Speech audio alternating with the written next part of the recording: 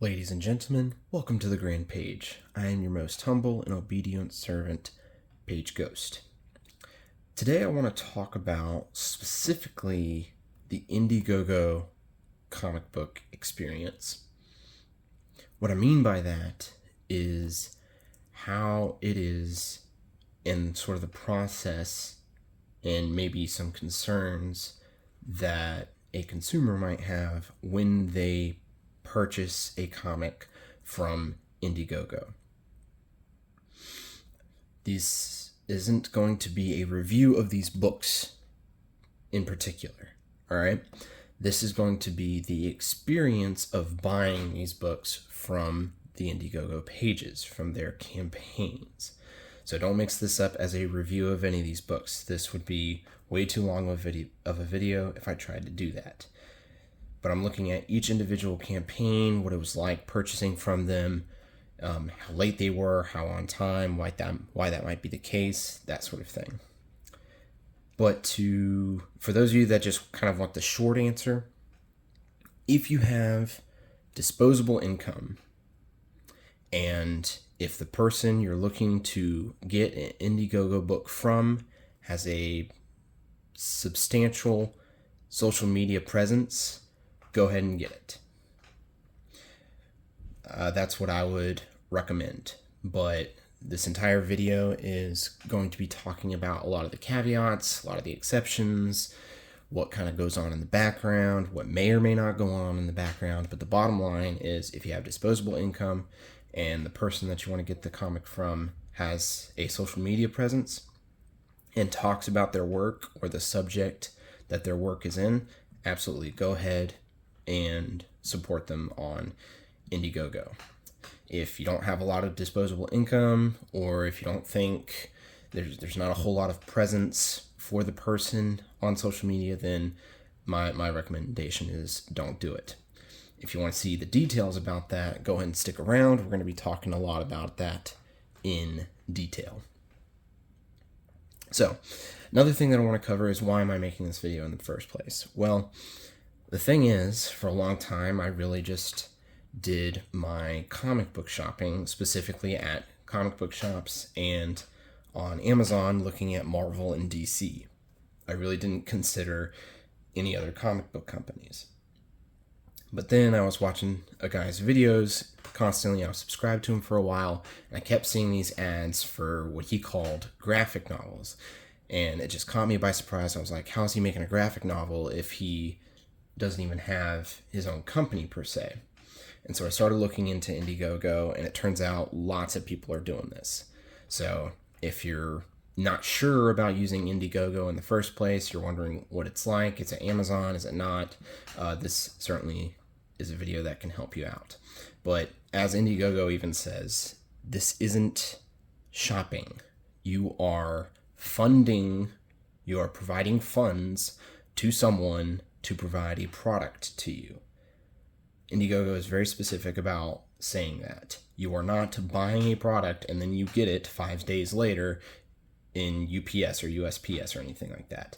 You are funding their project, so that way they can make it in the first place. There's a big difference between Indiegogo and Amazon. So with all that being said, I want to first go over these two books here. We have Hunter Ninja Bear by Chuck Dixon, and we have Common America from Iconic Comics. These two had a very similar Indiegogo experience, where you'd back the campaign, and you would get the comic either on time or even before the campaign was even done. That was the case with Hunter Ninja Bear. The campaign was still running when I purchased this, and I actually got it in the mail before the campaign was done, if I'm not mistaken. I could be wrong on some of the dates, but needless to say, I got this book very much on time. Now, it says Phenom Comics. They don't have a whole lot out right now. They're still starting up. I think right now their current campaign is Star Riders. I'm looking at maybe backing that, but haven't quite decided just yet. But nonetheless, this is a very, very big book. It has great quality, very much reminds me of the paperback omnibuses that Marvel and DC puts out. Very, very thick book, very big book. And you definitely get your money's worth from it. So, very positive experience with Hunter Ninja Bear in terms of being on time. Same thing with Common America. This book was very, very on time. It gave estimation dates for when it was going to be released, and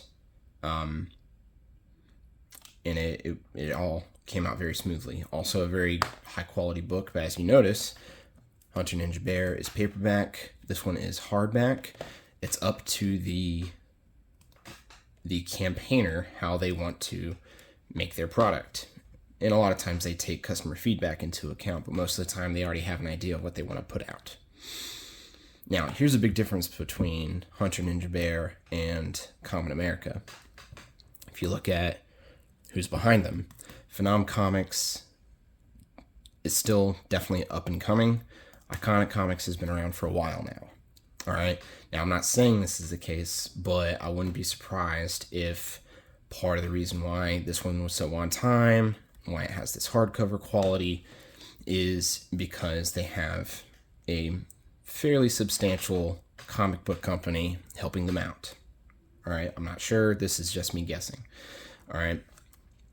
But it's not like just one guy working on this. It's a team, obviously, and they have a fairly substantial comic book company helping them out in the background. All right. So, overall, these experiences were very much on time. The books came in when they said they would, or maybe even a little before. And only thing is, they don't necessarily have a big social media presence, but they were very responsive on the actual Indiegogo campaigns. So, there's those.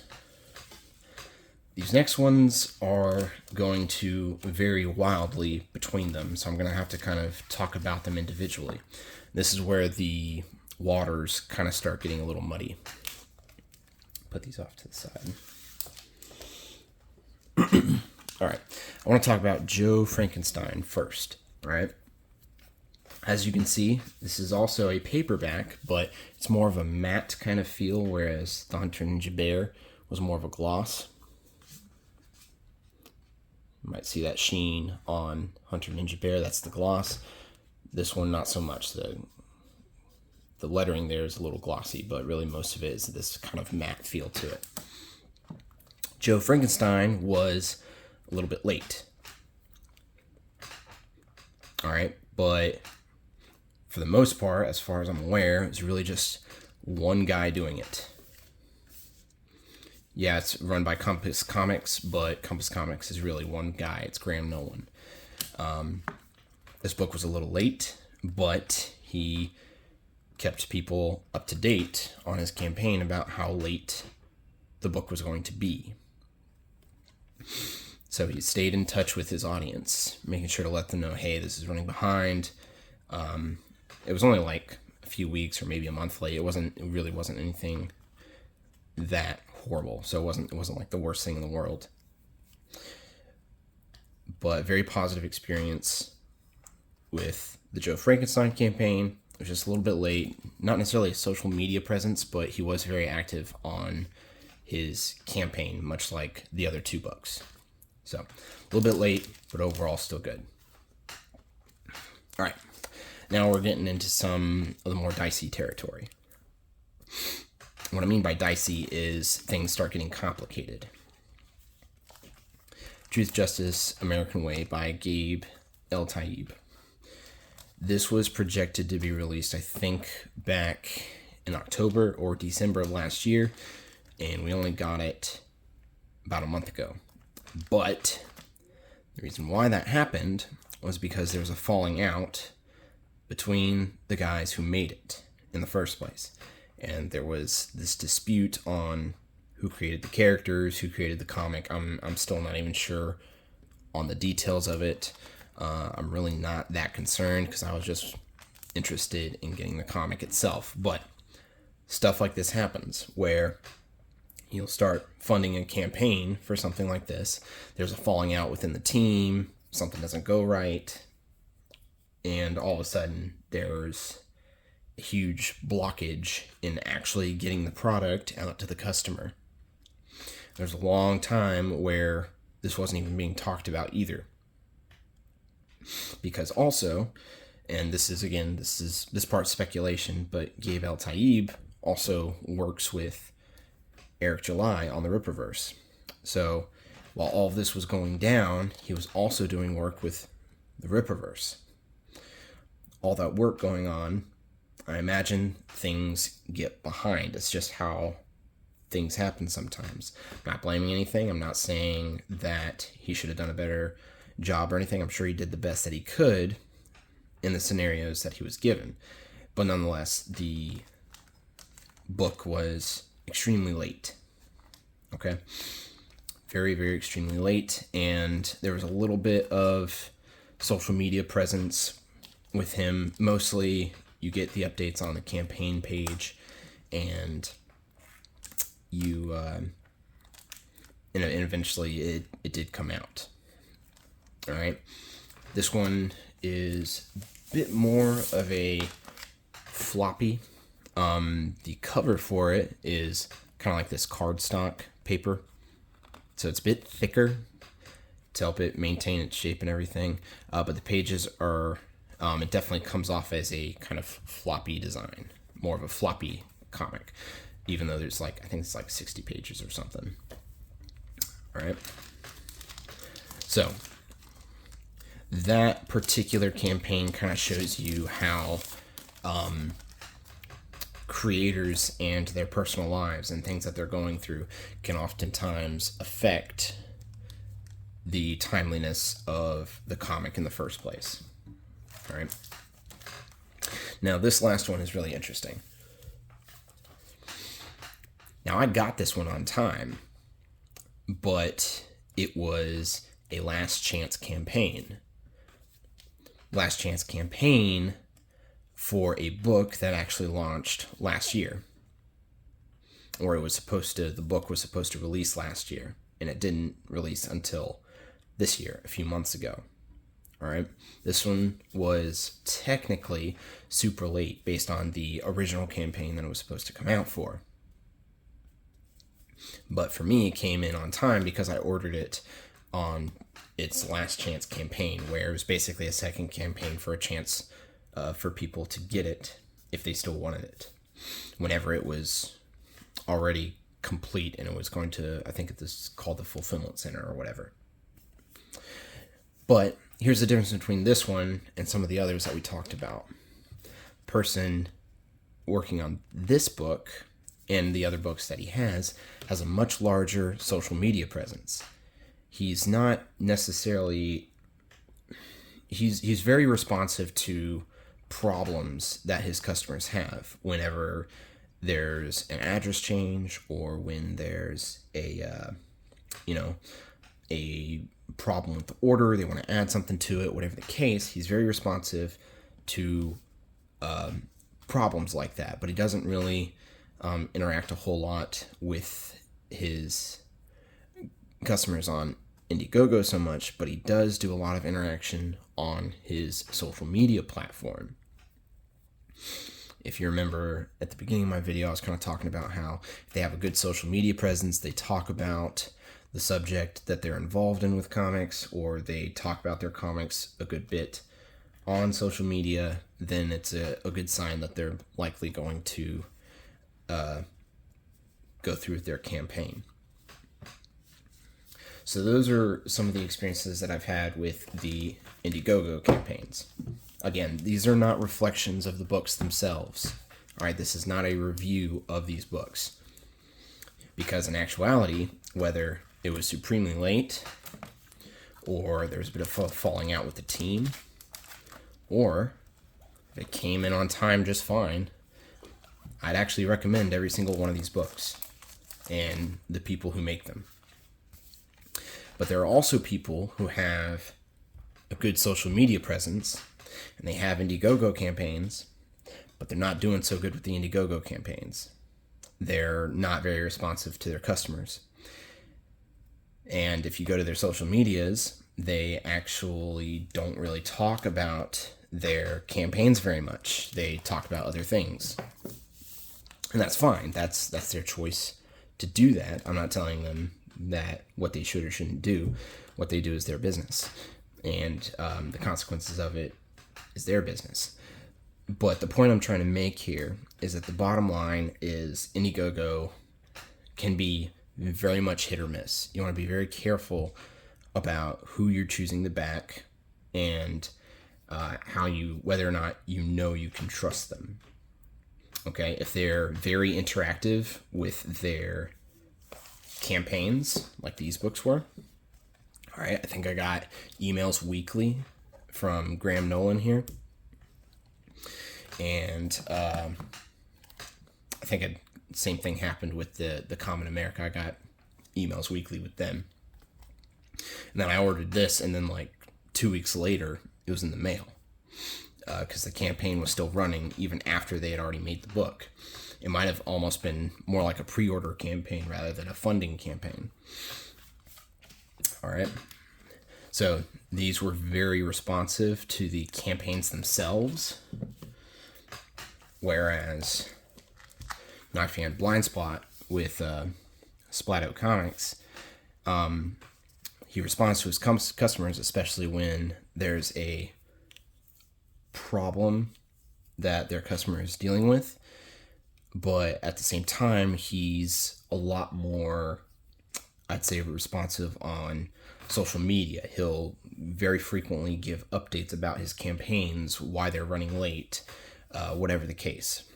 And he'll do the updates too on his Indiegogo campaigns. I'm not saying he doesn't update there, but it does seem like, based on following him and whatnot, you actually get a lot more updates by watching his videos on YouTube, because he has a YouTube page. So again, getting back to that bottom line of how to decide. Essentially, you need to be able to have a way to track how the campaign is going or how the individual is doing with their campaign. All right, because not everyone has the luxury of having an entire team behind what they're working on. Most of these guys, they either worked on their own or they, had a small team. Okay, I know very often for Splat Out Comics, a lot of times this stuff is very late, as is a lot of Indiegogo campaigns. It's very commonplace, but the difference is, for the most part, he's one guy. He's in contact with artists and stuff, but he's the one running the whole show. He's the one taking care of most of this stuff. And I can't begin to imagine the stress that goes along with having to handle all that on your own when you've never been part of a major industry before, and just having to figure it out on your own and deal with all the stresses that come with it. So, with all that being said, again, my biggest recommendation is, if you have the expendable income, that's why, that's when you can kind of, I'd say, think about backing an Indiegogo campaign or Kickstarter, whatever the case. They're basically synonymous. I went with Indiegogo because that's where this guy is. I saw his comics and I was interested in them, and so I decided to go Indiegogo. I don't need a whole bunch of different accounts where I'm buying a whole bunch of different stuff from. I'm sticking with Indiegogo for now. And so if you have the expendable income, and essentially the person running the campaign, they're doing a good job of keeping you up to date, whether it be through social media, whether it be through the campaign itself. Even if their stuff is going to be super late, if they're updating you on it, I'd say it's worth backing them because they obviously care about what they're trying to put out there if they're constantly talking about it. Because here's the thing about late projects. For some reason, a lot of people don't give these guys, especially these three, actually especially these two, a lot of people really don't give these guys a lot of leeway, a lot of wiggle room for being late. And yet I guarantee you those same people will watch a trailer for a video game that's not coming out for 5 years. And these books are only like a year late. And then the video game gets delayed and delayed and delayed and delayed. And then it releases, and even then, the video game isn't perfect. It takes another year of updates for it to be the video game that it was always supposed to be in the first place. So I just find that very hypocritical, especially whenever those video games are super late and they have an entire team of people working on them. And then you have indie makers like these who, for the most part, it's like one guy or a small team of people, and people expect it to go super, super smooth. So that's sort of my stance on it. If you're interested into getting into the indie space, I highly recommend it. Just don't expect perfection. Again, it's not Amazon. You are not shopping. Okay, you are funding someone's project so that way they can create something for you, and then you reap the benefits. But it's not. You're not shopping for a product that's already made. So you need to expect there are going to be setbacks. Again, Splato Comics. We're waiting on a comic that was supposedly supposed to come out back in November. But there's a good reason why it's late. We got 14 additional pages at no extra cost. So we're getting even more story than we were promised. And it's at no extra cost to the customer. Because he would have had every right to raise the price for his comic for having 14 additional pages. But he didn't. He said, keep the price where it's at. So that way we can retain our customers, because he cares about his customers. He really cares about his backers. So any one of these, I would definitely recommend. As far as the books themselves, they're good reads. But as far as the Indiegogo experience, make sure that you have a way to contact the campaigner, and make sure you have actual expendable income before you go through with purchasing it. Please, down in the comments, let me know your thoughts on Indiegogo campaigns, Kickstarter campaigns, what you think about them, what your experiences were with them. I would definitely be interested in hearing what your thoughts are as well. But with that being said, I'm the Page Ghost, and have a good evening.